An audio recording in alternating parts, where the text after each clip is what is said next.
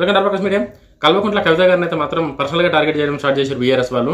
ఈ రోజు అయితే ఒక మీడియా ఛానల్ పేరైతే చెప్పా, బట్ మీడియా ఛానల్లో కవిత గారికి హరీష్ రావు గారి తమ్ముడికి ఇంతకుముందు ఎంగేజ్మెంట్ అయింది, బట్ కవిత గారికి ఆ పెళ్లి ఇష్టం లేదు, వదిలేసి వచ్చేసింది అక్కడి నుంచి. అప్పటి నుంచి ఇద్దరి మధ్య లొల్లుందని చెప్పేసి అయితే మాత్రం చాలా మంది ఈరోజు మాట్లాడడం జరిగింది. వాళ్ళందరికీ నా సైడ్ నుంచి ఒక మాట చెప్తున్నా, కవిత గారి గురించి మాట్లాడాలి అంటే ఆమె బీఆర్ఎస్ పార్టీలో ఉన్నప్పుడు మాట్లాడాలి. ఈరోజు మీకు ఎదురుగా మాట్లాడింది, మీరు చేసిన అన్యాయాలకు మాట్లాడిందని చెప్పానంటే ఈరోజు కవిత గారిని బదలం చేద్దామని చెప్పి మీరు అనుకుంటే మాత్రం అది ఖచ్చితంగా ప్రజలు గమనిస్తారు. కవిత గారికి పెళ్ళి అయింది, పిల్లలు ఉన్నారు, లండన్లో యూకేలో పిల్లలు చదువుకుంటారు, పెద్ద పిల్లలు ఉన్నారు. ఇటువంటి టైంలో ఆ కవిత గారి క్యారెక్టరైజేషన్ అట్లా దిగజార్చడం అనేది, కించపరచడం అనేది మంచిదైతే కాదు. నేను ఎవరైతే మాట్లాడారో ఇవాళ వాళ్ళందరికీ రిక్వెస్ట్ చేసింది ఏంటంటే ఇష్టం మాట్లాడుకోరు. రాజకీయంగా మీరు కవిత గారిని ఎంత చేయాలనో అంత ఎదుర్కోండి. కవిత గారు అడిగిన ప్రశ్నలకు చెప్పండి. ఆమె సంతోష్ రావు గారి గురించి మాట్లాడారు, హరీష్ రావు గారి గురించి మాట్లాడారు, వాళ్ళు చేసిన స్కామ్ల గురించి మాట్లాడారు, మోకిలిలో ప్లాట్ల గురించి మాట్లాడారు, కాళేశ్వరం స్కామ్ గురించి మాట్లాడారు, ప్రతి ఒక్క దానిలో మాట్లాడారు. ఆవిడ కవిత గారు మాట్లాడిన మాటలన్నీ ఓ లిస్ట్ రాసుకొని దానికి జవాబు చెప్పారు. అంతేగాని ఇట్లా క్యారెక్టర్ అసోసియేషన్ చేసేటండి కవిత గారిని, అంత పెద్ద ఆవిడని. ఎవరన్నా సరే కూడా కొంచెం ఫీవర్గా ఉంది, అందుకోసం అని చెప్పి మధ్యలో అట్లా వస్తుంది.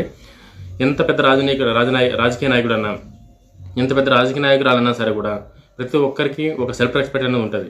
ఈరోజు బీఆర్ఎస్ వాళ్ళు హరీష్ రావు గారిని ఏ క్వశ్చన్ల మీద ప్రశ్నించింది కవిత గారు?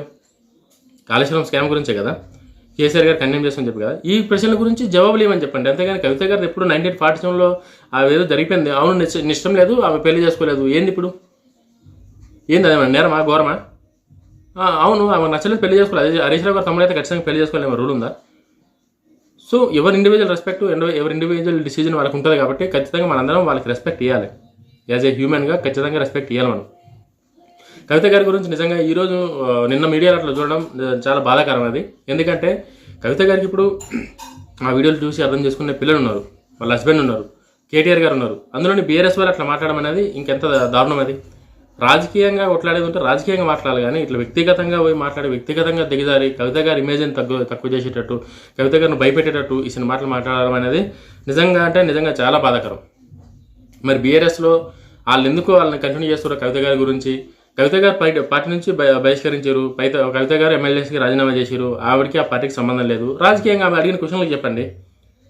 లక్షల కోట్లు హరీష్ రావు గారు వెనకేసుకోరని చెప్పారు కదా, సంతోష్ రావు గారు లక్షల కోట్ల ఫ్రెండ్స్తో పాటు స్కామ్ చేశారని చెప్పారు కదా, దాని గురించి అడగండి, దాని గురించి మాట్లాడండి. హరీష్ రావు గారు చేసింది తప్పు అని చెప్పి ఆవిడ చెప్పినప్పుడు తప్పు కాదు, హరీష్ రావు గారే కరెక్ట్ అని చెప్పి చూపించండి ప్రూఫ్తో సహా. ఆమె క్వశ్చన్ వేసారు, ఆన్సర్ చెప్పాల్సిన బాధ్యత మీకుంది. మీరు ఆన్సర్ చెప్పకపోతే ఇంకా ఇట్లా ఇండైరెక్ట్గా మాట్లాడి ఆ వ్యక్తిగత జీవితాన్ని బయటకు తీసుకొచ్చి రోడ్డు మీద పెట్టి ఎంతన్నా సరే కూడా మీరున్న పార్టీకి అధికారే కదా కేసీఆర్ గారు బిడ్డని అట్లా చేస్తారు ఎవరైనా? ఇన్సల్టింగ్గా మాట్లాడతారా? రాజకీయాలు వస్తాయి, గెలుస్తారు, ఓడిపోతారు, లేకపోతే రాజకీయాలు ఏమైనా అవుతాయి. ఈరోజు ఆమె నచ్చుతుంది, నచ్చలేదు, బయటకు వచ్చి ఆమె ప్రాబ్లమ్స్ ఏదో మాట్లాడింది, బీఆర్ఎస్లో ఆమెకున్న ప్రాబ్లమ్స్ గురించి మాట్లాడింది, ఆమెకు ఎందుకు విలువ లేదో మాట్లాడింది. మీరు దాని గురించి మాట్లాడరు, ఎందుకు విలువ లేదు, ఎందుకు హరీష్ రావు గారు అప్పట్లో హరీష్ రావు గారు ఈ కవిత గారు అరెస్ట్ అయినప్పుడు ఏదో ప్రేమ ఉన్నట్టు నటించి ఏంది ఇవన్నీ? కేటీఆర్ గారు కూడా ఇటువంటి వాళ్ళని ప్రోత్సహించడం నిజంగా జగన్మోహన్ రెడ్డి గారిది, షర్మిల గారిది వస్తుంది. అసలు సోషల్ మీడియాలో ఇట్లా మాట్లాడుతుంటే సొంత చెల్లెల కోసం కానీ అక్క కోసం కానీ ఖచ్చితంగా నాయకులు రియాక్ట్ అవ్వాలి. నేను జగన్మోహన్ రెడ్డి గారికి చెప్తున్నా, కేటీఆర్ గారికి చెప్తున్నా, కేసీఆర్ గారికి కూడా చెప్తున్నా, తెలుగు లేక మాట్లాడేటోళ్ళకి మీరు బుద్ధి చెప్పాలి. రాజకీయాలు ఇసంటివన్నీ మాట్లాడొద్దురా బాబు. ఈ సెంటిని మాట్లాడితే పోయేది నా పరువు, నా చెల్లెల పరువు, నా కుటుంబం పరువు. ఆమె పెళ్లి చేసుకుంటే మీకు ఎందుకు, పెళ్లి చేసుకోకపోతే నీకు ఎందుకు, అది ఎప్పుడో పాత ముచ్చట అది, దాని గురించి ఇప్పుడు ఎందుకు మీరు చేస్తారని చెప్పి మీరు మాట్లాడాలి ఫోన్లు చేసి. అంతేగాని మీడియా ముందుకు వచ్చి ఇష్టానుసారంగా కవిత గారిని ఎదిరించారని చెప్పి హరీష్ రావు గారు చెప్పినవన్నీ వీళ్ళు ఇట్లా చెప్పాలని చెప్పి అదేం లెక్క అది. గిదా మీరు ఇన్ని రోజులు 10 ఏళ్ళు తెలంగాణకి జవాబుదారిగా ఉంటా, గులాబీ జెండా అండా ఇవన్నీ మాట్లాడింది, సొంత చెల్లెలకే ఇట్లా ఇబ్బంది అవుతుంటే మీరు పట్టించుకుంటారు. రేపు ప్రజల పరిస్థితి ఏంది ఎవరికైనా ఎట్లయితే? కేటీఆర్ గారు కావచ్చు, కేసీఆర్ గారు కావచ్చు, హరీష్ రావు గారు కావచ్చు, మీరు పర్సనల్గా టార్గెట్ చేయాల్సిన అవసరం ఏముందని నేను అడుగుతున్నాను. నాకైతే మంచిగా అనిపించలేదు వీడియో చూడంగానే. వాళ్ళు పెద్ద మనుషులు, మళ్ళీ వాళ్ళు ఏమైనా చిన్నపిల్లలు ఏదో తెలియక మాట్లాడారంటే అట్లా కూడా కాదు, పెద్ద మనుషులు మాట్లాడారు, వాళ్ళు ఏదో పెద్ద ఆ క్లిప్ కూడా ఉంది, బట్ అది ప్లే చేయడం నాకు ఇష్టం లేదు. ఆమె ఏజ్కి, ఆమె ఉన్న ప్రజెంట్ సిచ్యువేషన్ రెస్పెక్ట్ ఇస్తే నేను ఆ క్లిప్ ప్లే చేస్తాను. నేను అది చాలా తప్పు మాట మాట్లాడారు, అది ఎవరికి నచ్చదు. అది ఈవెన్ బీఆర్ఎస్లో మరి ఎట్లా మల్లారెడ్డి గారు వచ్చి ఈరోజు కేసీఆర్ గారు దేవుడు, కేసీఆర్ గారికి కుటుంబం అవసరం లేదు, తెలంగాణ ప్రజల కుటుంబం, ఇవన్నీ ఎందుకు, దేనికి పనికి వచ్చేటి ఇవన్నీ? బండారం అంతా బయటపడ్డాక కాళేశ్వరం కూలిపోయిందాడా, మేడిగడ్డకు మొత్తం కుంగిపోయిందాడా, దేనికి పని రాకుండా అయింది, దాని గురించి స్కామ్ చేసి ఇదంతా నాసిరకంతో కట్టిరని చెప్పి మాట్లాడితే దానికి జవాబు ఇవ్వకుండా కేసీఆర్ గారు తోపు, కేసీఆర్ గారు తోపే కాదు ఎవరన్నారు? ఎవరికి ఉండే పవర్ వాళ్ళకు ఉంటుంది రాజకీయాలలో. బయటకు వచ్చినప్పుడు దాని సందర్భాన్ని బట్టి బయటకు వస్తుంది. దాని గురించి వదిలేసి ఇట్లా కవిత గారి గురించి ఇండైరెక్ట్గా మాట్లాడి మల్లన్న లాంటి పెద్ద నాయకులు కూడా ఇట్లా మాట్లాడడం అనేది కరెక్ట్ కాదు. అంటే మల్లన్న గారు పెద్దగా ఏం డైరెక్ట్గా మాట్లాడలేదు కవిత గారి గురించి. బట్ కేసీఆర్ గారు కుటుంబ సభ్యులు కూడా లెక్కలేదు కేసీఆర్ గారికి. తెలంగాణ ప్రజలే తన కుటుంబం, ఇవన్నీ పనికిరాని మాటలు, ఇవన్నీ అయిపోయినాయి. ఇవన్నీ నమ్మే పరిస్థితిలో తెలంగాణ ప్రజలు లేరు. మల్లారెడ్డి గారు ఇంకేదో ట్రాన్స్ఫర్ బతుకుంటున్నారు. మల్లారెడ్డి గారు కొంచెం బయటకు వచ్చి రియాలిటీ కనుక చూస్తే రేవంత్ రెడ్డి గారిని ఎదుర్కొనే సత్తా కానీ, రేవంత్ రెడ్డి గారు అడిగే ప్రశ్నలకు సమాధానం చెప్పే దమ్ము కానీ ఇప్పుడున్న నేతల్లో ఎవరికి కూడా లేదు. ఎవరికి లేదు. వాస్తవం అది. ఎవరు అవునన్నా కాదన్నా వాస్తవం అది. రేవంత్ రెడ్డి అనే తోడు ఎవరండి అసలు ఈ స్కాముల గురించి వీటన్నిటి గురించి బయటకు తీసింది ఫస్ట్? రేవంత్ రెడ్డి గారు కదా. అప్పటి నుంచి ప్రాజెక్ట్ స్టార్ట్ అయినప్పటి నుంచి ఇప్పటి వరకు దాని గురించి కొట్లాడుతుంది రేవంత్ రెడ్డి గారు. దాన్ని బయటకు తీసింది రేవంత్ రెడ్డి గారు. ఇంతమంది రేవంత్ రెడ్డి గారు ఎటకి చేసినా సరే కూడా కుటుంబం అంతా ప్లస్ బీఆర్ఎస్ నాయకులు, బీఆర్ఎస్ సోషల్ మీడియా, యూట్యూబర్లు, మీడియాలు అన్ని రేవంత్ రెడ్డి గారిని టార్గెట్ చేసినా సరే కూడా ఎక్కడ కుంగిపోకుండా నిజమైన నాయకుడు, దమ్మున నాయకుడు తెలంగాణ ప్రజలకు ఉంటే ఎట్లుంటుంది అనేది రేవంత్ రెడ్డి గారిని చూడాలి. ఒక దమ్మున నాయకుడు. ఇండైరెక్ట్గా ఫ్యామిలీల మీద వీళ్ళ మీద మాట్లాడే క్యారెక్టర్ కాదు రేవంత్ రెడ్డి గారి. దమ్ము face to face point to point మాట్లాడతాడు. మీకు అట్లా మాట్లాడే దమ్ము ఉంటే మాట్లాడాలి మీరు.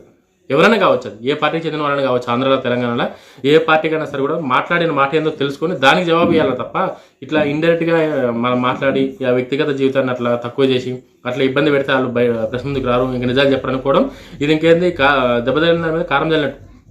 ఇప్పుడు ఏదైతే మాట్లాడారు ఈరోజు టీవీ ఛానల్లో అవన్నీ దెబ్బ మీద రేపొద్దున ఇంకొక తీసుకొని వస్తుంది. ప్రజలకు ఇంకా క్లారిటీగా అర్థమవుతుంది. అప్పుడు వీళ్ళు చేసినవన్నీ ఎవరు చెప్పే అవసరం లేదు. మీరు ఎంత దాపెట్టినా సరే అవి ఇన్ని రోజులు దాపెట్టి ఒకటేసారి బ్లాస్ట్ వేరింది. ఏం చేసిరు ఇప్పుడు? కవిత గారు మంచిది అని చెప్పి మాట్లాడతారు. ఇదా మీ పెద్దరికం, మీ పార్టీ పద్ధతి ఇదా? ఇప్పటికైనా సరే కూడా తెలంగాణ ప్రజలు ఏం ఆలోచిస్తారు మీ పార్టీ గురించి? మీ పార్టీ ఎక్కడ తప్పు చేసింది, ఎక్కడ ఓడిపోయింది, ఎందుకు ఓడిపోయింది, అసలు పార్టీ మళ్ళీ లేస్తుందా లేదా? ఇవి మీరు ఆలోచించుకోకుండా కవిత గారిని టార్గెట్ చేసి కవిత గారు చెప్పిన నిజాలన్నీ మీరు అబద్ధాలు సృష్టించి డైవర్షన్ రాజకీయాలు చేద్దామంటే నష్టపోయేది బీఆర్ఎస్ పార్టీ, కేసీఆర్ గారు, హరీష్ రావు గారు, కేటీఆర్ గారే. దీని వెనక ఎవరెవరో మాట్లాడుతున్నారు. రేవంత్ రెడ్డి గారు ఉన్నారని చెప్పి మాట్లాడుతున్నారు. రేవంత్ రెడ్డి గారు ఉండే ఛాన్సే లేదు. రేవంత్ రెడ్డి గారు ఉండరు కూడా. అంత కర్మ రేవంత్ రెడ్డి గారికి 2014లో కేసీఆర్ గారు సీఎం అయినాక రేవంత్ రెడ్డి గారికి ఇచ్చిన ఆఫర్ చూస్తే నాకు తెలిసి బీఆర్ఎస్లో ఎవరికి లేదు అసలు ఆఫర్. కేసీఆర్ గారు అసలు పెద్ద ఆఫర్ ఇచ్చారు రేవంత్ రెడ్డి గారికి. వాళ్ళ పార్టీలో కనుక వస్తే ఈరోజు రేవంత్ రెడ్డి గారు డబ్బు పదం కావచ్చు, మినిస్టర్ పదం కావచ్చు, ఏ విధంగా సరే వేరే లెవెల్ అని చెప్పి. బట్ ఎవరో ఇచ్చే దానికోసం రేవంత్ రెడ్డి గారు కకృతి పడలేదు. ఇది గుర్తుపెట్టుకోండి ఎవరైనా సరే తెలంగాణ ప్రజలు. మినిస్టర్ పదవి ఇస్తానంటనో, లేకపోతే పైసలు ఇస్తాంటనో, ప్లాట్లు, ఫామ్ హౌజులు, ల్యాండ్లు ఇస్తాంటనో రేవంత్ రెడ్డి గారు కనుక ఆ రోజు అటు కాసిపెట్టి ఉంటే ఈ రోజు తెలంగాణ గుండెల ప్రజల్లో ఈ రోజు ఇట్లా ఒక చరిత్ర సృష్టించిన వాడిగా రేవంత్ రెడ్డి గారు ఉండకపోతుండే.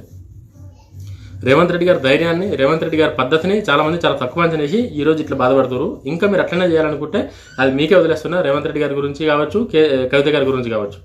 రేవంత్ రెడ్డి గారి గురించి మాట్లాడితే రేవంత్ రెడ్డి గారు అప్పటికప్పుడు ఇచ్చేస్తారు. రేవంత్ రెడ్డి గారి గురించి భయమే లేదు, టెన్షన్ లేదు. బట్ కవిత గారి గురించి అట్లా తక్కువ చేసి మాట్లాడడం అనేది మంచిది కాదు. ఇప్పటికైనా సరే బీఆర్ఎస్ నాయకులు తెలుసుకుంటారని చెప్పి కోరుకుంటూ వీడియో నచ్చితే లైక్ చేయండి, షేర్ చేయండి. జై హింద్.